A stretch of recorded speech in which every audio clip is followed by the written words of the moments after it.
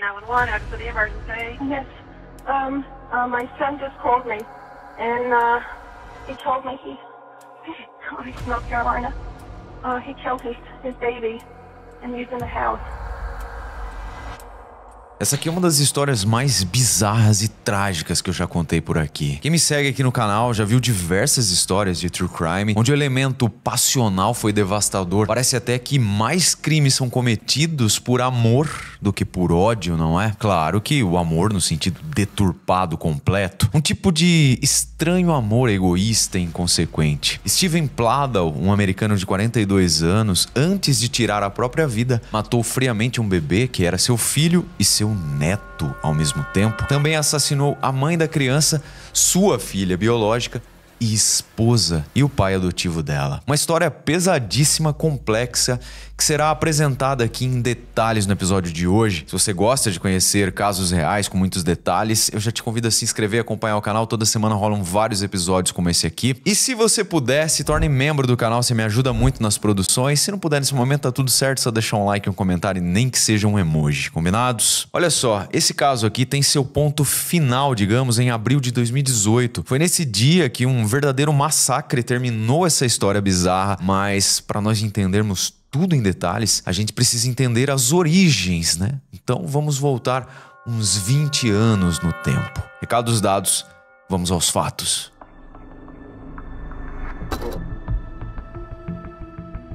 Duas histórias, uma criança. Steven Walter Pladl nasceu em Leventon, New York, na metade da década de 70. Quando ele tinha uns 20 anos de idade, ele conheceu uma adolescente texana de 15 anos chamada Alyssa. Um namorinho que começou despretensiosamente, logo se tornou algo sério, e o Steven viajou para a cidade da garota e eles iniciaram então um relacionamento íntimo. Na sequência, ele convenceu a garota Alyssa a fugir da casa dos pais dela e viver com ele em Nova York. Como mais ou menos se espera nessas histórias que começam cedo e meio desorganizadas, em alguns meses a Alyssa engravidou e assim, em 29 de janeiro de 1998, ela deu à luz uma menina que foi batizada como Denise Pladl. De acordo com as alegações feitas pela Alyssa, como o Steven não conseguia se manter em um emprego, seu humor oscilava de taciturno a enfurecido, ele batia nos seus gatos, abusava verbalmente dela e atormentava o bebê recém-nascido. Ela descreveu o que o marido costumava fazer, dizendo que ele abusava fisicamente de sua filha recém-nascida a tal ponto que ela achou melhor colocar a Denise para adoção. Vai vendo. E esses abusos incluíam beliscar a criança com tanta força que ele deixava marcas roxas pelo corpinho. Também colocava o bebê dentro da geladeira quando ela chorava demais, impedindo assim a Alyssa de socorrer a filhinha. Ou seja, pessoal, nas mãos do pai, que às vezes parecia assustador para dizer o mínimo, a criança corria sério risco de vida. Por isso, aos 8 meses, ela foi entregue para adoção e a vidinha do casal continuou. Steven e Alyssa se casaram em 2006 e com o passar do tempo, eles tiveram mais 2 filhas que eles, dessa vez, criaram, segundo consta, normalmente. Aí eu fiquei me perguntando, como assim, não é? Coloca uma criancinha, 8 meses para adoção e vida que segue, como se nada tivesse acontecido. Ainda mais com esse background, com esse histórico, né, do cara ser completamente violento, abusivo. Bizarro, né? Eu falei que a história tem vários elementos bizarros. Em 2007, quase 10 anos depois da primeira filha, a Alyssa deu à luz ao segundo bebê do casal. Era uma menina também. A Alyssa afirmou que agora eles estavam mais crescidos e prontos para terem filhos nessa fase da vida. Depois, em 2012, a Alyssa dá à luz sua terceira filha. Definitivamente parece que nada tinha acontecido no passado. E agora eu preciso apresentar a vocês uma história que corria paralelamente a tudo isso que estava acontecendo. Em Nova York, acontecia então uma outra história por volta de 1983 entre Kelly Ann Gold e Anthony Charles Fusco, mais conhecido como Tony. Após esses dois se casarem, eles tiveram uma bebê chamada Nicole. Uns 10 anos se passaram, eles eram felizes e estavam dispostos a aumentar a família, mas eles optaram pela adoção agora. Foi dessa maneira que eles se tornaram os pais adotivos da Denise Pladdle, aquela bebezinha rejeitada, filha do Steven e da Alyssa Pladdle. Com o processo de adoção concluído, a pequena recebeu uma nova identidade e se tornou Kate Rose Fusco. E junto com o seu novo nome, a criança ganhou uma vida que correspondia a um prêmio de loteria. Seus pais adotivos lhe davam carinho, amor, que ela nunca tinha recebido dos pais biológicos. Quase 20 anos se passaram e Kate agora se formou na Denver High School. O ano era 2016. Ela, apesar de jovem, trabalhava como artista plástica e havia desenvolvido vários talentos e hobbies. Um deles era tocar bateria. Ela também era conhecida por resgatar gatos de rua. A Kate tinha planos também de se matricular na universidade comunitária local e eventualmente se transferir para a SUNY Purchase, que é uma universidade estadual de Nova York, que fica em Purchase, para estudar publicidade digital. Tudo nos trilhos, não é? Ela era então uma típica adolescente do bem, com imensas perspectivas para a vida adulta. Mas, tem sempre um mas, em 2016, 18 anos após ser colocada para adoção, Kate decidiu reencontrar sua família biológica. Ela primeiro entrou em contato com seus pais biológicos por meio do Facebook. Isso antes de conhecê-los pessoalmente em Knightdale, que fica na Carolina do Norte. Aqui, a gente não sabe dizer se a adoção era um segredo que só foi revelado na maioridade dela ou se ela sempre soube o que tinha acontecido na vida dela desde o nascimento. O que os especialistas dizem, de maneira genérica sobre isso, é que mesmo com os pais adotivos mais amorosos do mundo, para muitas crianças, ter sido adotada é um grande problema. Isso torna uma menina muito vulnerável e suscetível a um agressor, por exemplo. Como se ela aceitasse qualquer coisa em troca da aceitação da outra pessoa, de ser desejada ou escolhida. O que importa nessa história precisamente é que a Kate reencontrou os seus pais biológicos. A Alyssa estava com 37 anos e o Steven com 42 anos. Ela, nessa altura dos fatos, também descobriu que possuía 2 irmãs de sangue e parece que a Kate meio que se encantou com a possibilidade de estabelecer laços com a sua família biológica, recuperar o tempo perdido, digamos. Para ela, seria um perdão. Na prática, ela decidiu se mudar para a casa deles em agosto de 2016. Motivo disso? Não faço a menor ideia, uma vez que ela tinha pais super amorosos, pais adotivos, não é? Aparentemente nenhum problema lá. O que fez ela tomar essa decisão? Não sei. Não sei se será uma mudança definitiva, o que as fontes chamam de mudança, mas na verdade era um período lá para conhecer melhor. Seja como for, é assim que está descrito. Nas novelas, o retorno de um filho perdido é sempre motivo de grande emoção, não é?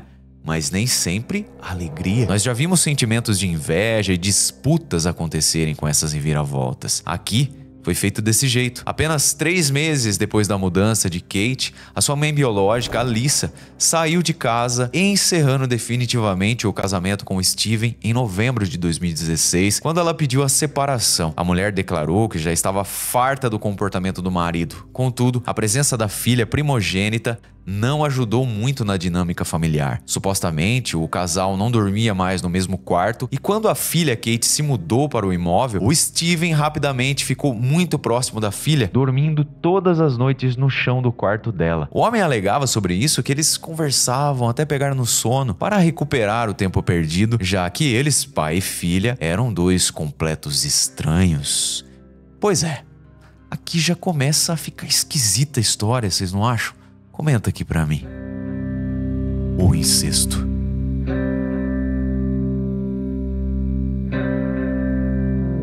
Bem chocante nessa situação é que muito rapidamente pai e filha se tornaram íntimos.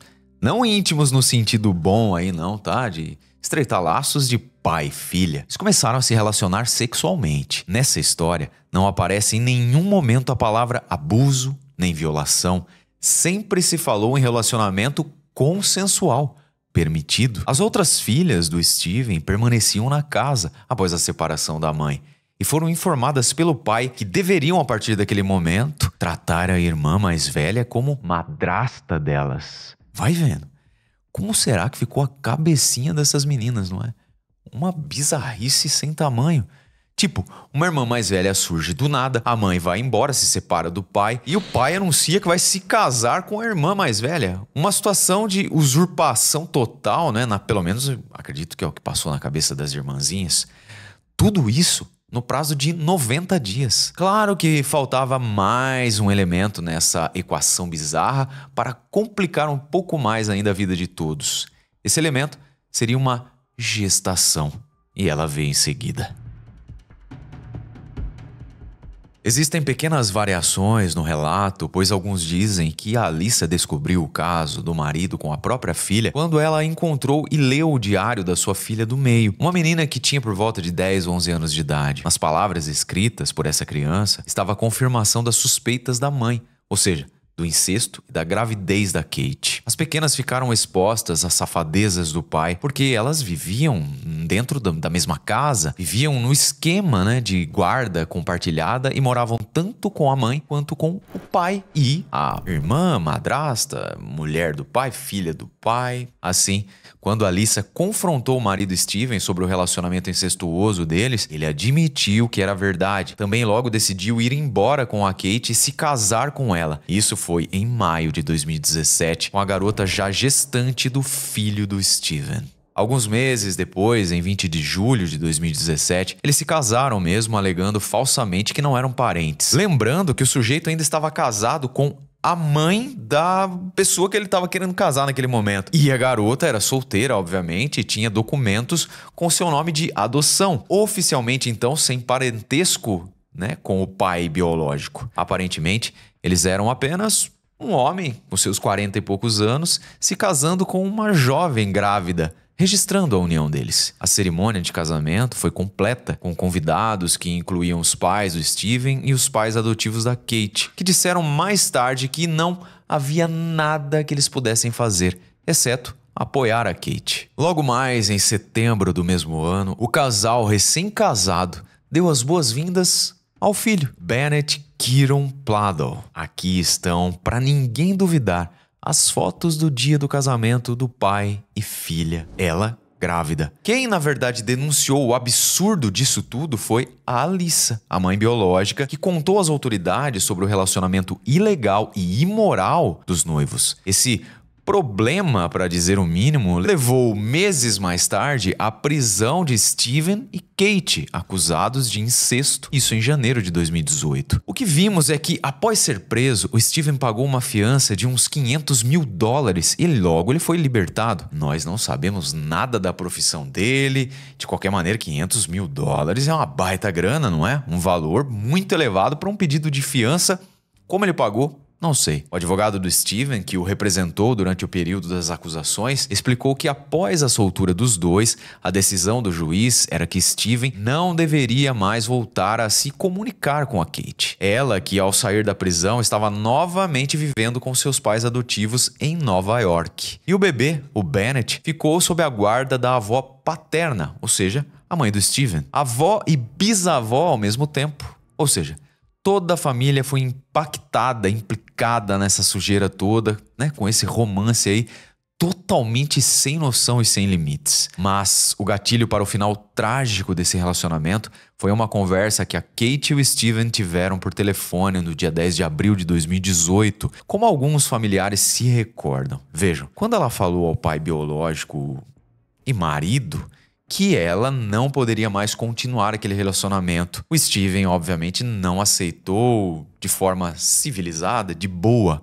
essa decisão. Se ele a ameaçou ou chantageou emocionalmente, é provável, não é? Porém, vamos pensar que é provável que o tempo na cadeia, as conversas com os pais adotivos e talvez psicólogos tenham feito a Kate cair em si, digamos, né, e reconhecer que manter um relacionamento íntimo com o próprio pai era totalmente descabido e prejudicial para ela, para todos, né, convenhamos. Imagina a vida dessa criança, filhinho deles, vivendo numa mentira completa, porque como que essa criança vai dizer a verdade? Ah, eu sou filho do meu avô. Não é? Isso é completamente repulsivo. Porque dá a conotação de um abuso terrível, não é? Steven, inconformado com a hipótese de viver sem a garota, sem a sua mulher, sua filha, premeditou um ataque, um ajuste de contas, ou uma maneira de eles, supostamente, ficarem juntos eternamente. O que realmente estava passando na cabeça do cara é impossível de saber. Na verdade, não devia passar nada na cabeça de um cara desse, vocês não concordam? Que protagonizando o que ele protagonizou e tudo que eu contei até aqui, não dá pra duvidar de nenhuma insanidade, né? Aliás, duvidar de qualquer insanidade dele seria leviano, vocês não acham? Na noite de 11 de abril de 2018, um dia depois da ruptura deles, digamos, o Steven pegou o Bennett, o bebezinho do casal. A criança, como vocês devem se lembrar, estava legalmente com a avó paterna, desde que ela, a mãe do Steven, recebeu a custódia do neto como parte de um acordo de fiança que o casal fez. A justificativa do Steven para pegar o bebezinho, né? Ele falou para a mãe aquele dia lá que ele ia levar o filho para passear em Nova York para que a Kate pudesse ver o bebê. O que dá uma conotação de que eles ainda estavam se encontrando, apesar daquele, acordo do juiz lá que eles não deveriam se encontrar. Na verdade, o que ele fez quando ele pegou o bebezinho, numa quarta-feira, foi sufocar o bebê até a morte. Na casa dele, na Carolina do Norte, endereço onde antes ele havia vivido com a Kate. Depois disso, ele colocou o corpo do bebê dentro de um armário na própria casa vazia para ser encontrado depois pela polícia. Eu já explico. Logo depois desse crime cruel, extremamente covarde, ele seguiu viagem para encontrar a Kate. O Steven dirigiu durante toda a noite para New Milford, em Connecticut, quase 1000 quilômetros de distância, e matou Kate e seu pai adotivo quando os dois estavam dentro do carro deles, uma caminhonete, seguindo viagem para a casa da avó da Kate. O que a polícia pôde entender da dinâmica desses crimes é que naquela manhã, bem cedo, o Steven esperou do lado de fora da casa dos pais adotivos da Kate. Então ele observou a garota e o seu pai adotivo saírem juntos em um veículo. Ele seguiu os dois.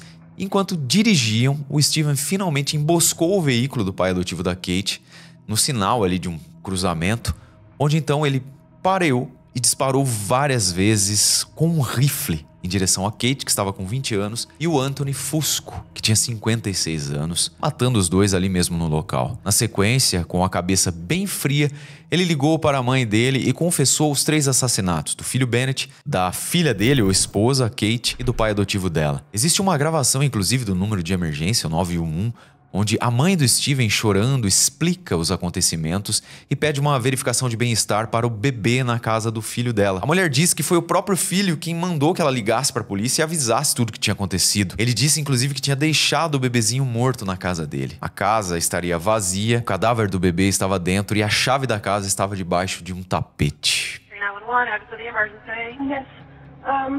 My son just called me, and he told me he's North Carolina. He killed his baby, and he's in the house. Okay, you said that he told you he killed his baby. Okay, ma'am, listen to me. What's your name? What's your home address? I'm not there. That's his house. Okay, what's his address? Tell me exactly what happened. He's not home.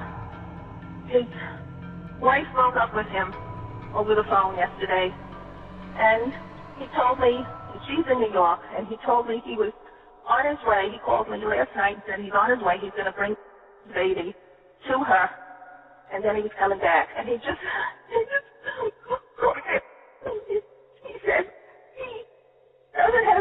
he killed his wife, he killed her father.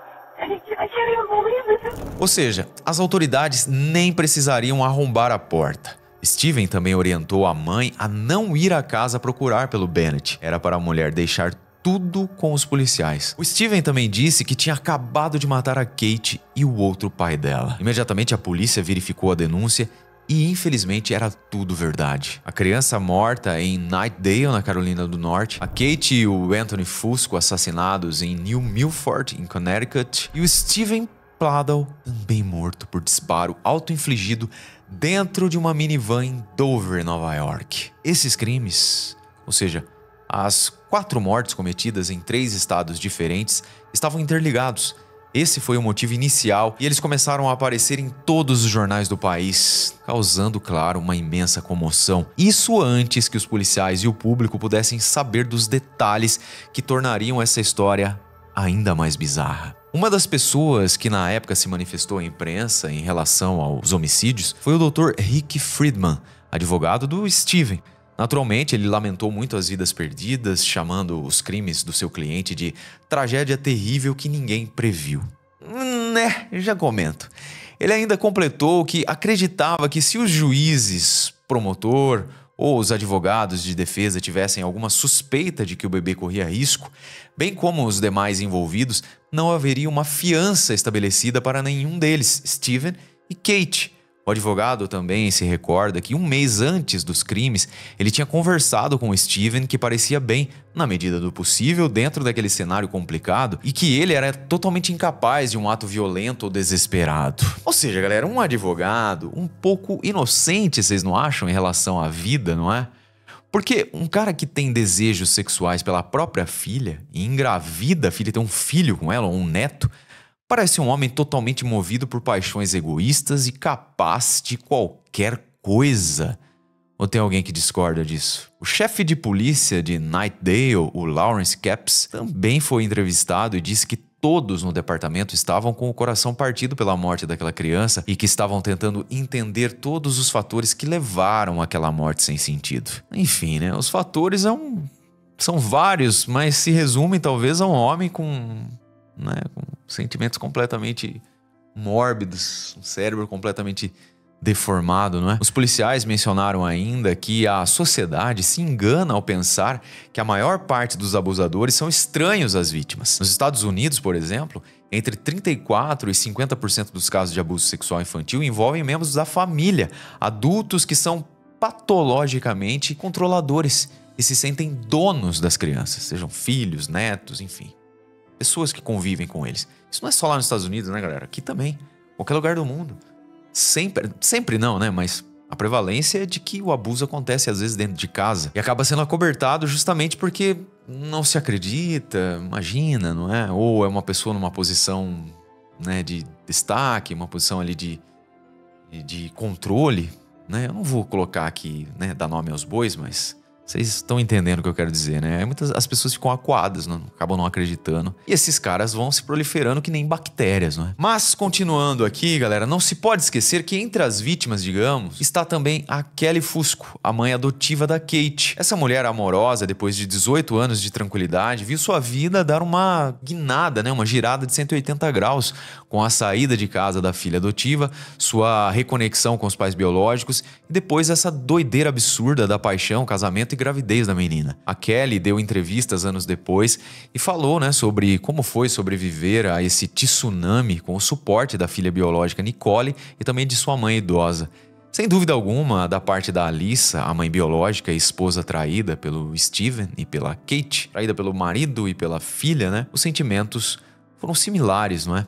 Apesar de chocante, outros casos desse tipo existem por aí, tá? Tantos casos que a psicologia e a sociologia tentam explicar esses acontecimentos aí com a teoria da atração sexual genética e também da ligação perdida. Expressões que são utilizadas para descrever os intensos sentimentos físicos e emocionais que algumas pessoas experimentam após o contato restaurado entre a pessoa adotada e um membro próximo de sua família biológica.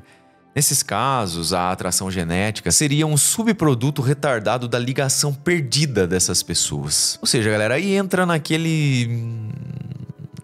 digamos, naquela camada complexa da história, né? Que vai muito além dessa sensação de repulsa que a gente tem, do errado, né? De uma coisa completamente inaceitável, não é?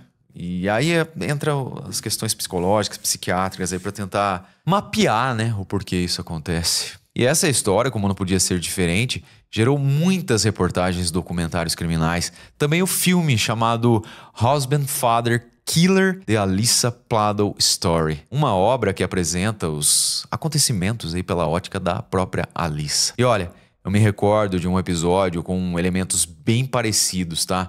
Foi sobre o Timothy, conhecido como Tim Patrick McNamara. Era um homem de 66 anos de idade, divorciado 3 vezes, um pai de filhos adultos e morador de Washington, que de repente se apaixonou mortalmente pela sobrinha, filha do irmão dele. Um relato que começa com uma maçã do amor e termina com sangue. Esse episódio já foi apresentado aqui no canal, tá? Pra quem quiser continuar maratonando, está disponível aí. Olha, eu nem sei o que comentar sobre tudo isso. Só lamentar mesmo, né? Porque... Enfim... Espaço Terapêutico dos Comentários está aí para quem quiser trocar uma ideia sobre essa história. Eu agradeço imensamente a sua companhia, um beijo do Ruivo e até o próximo episódio.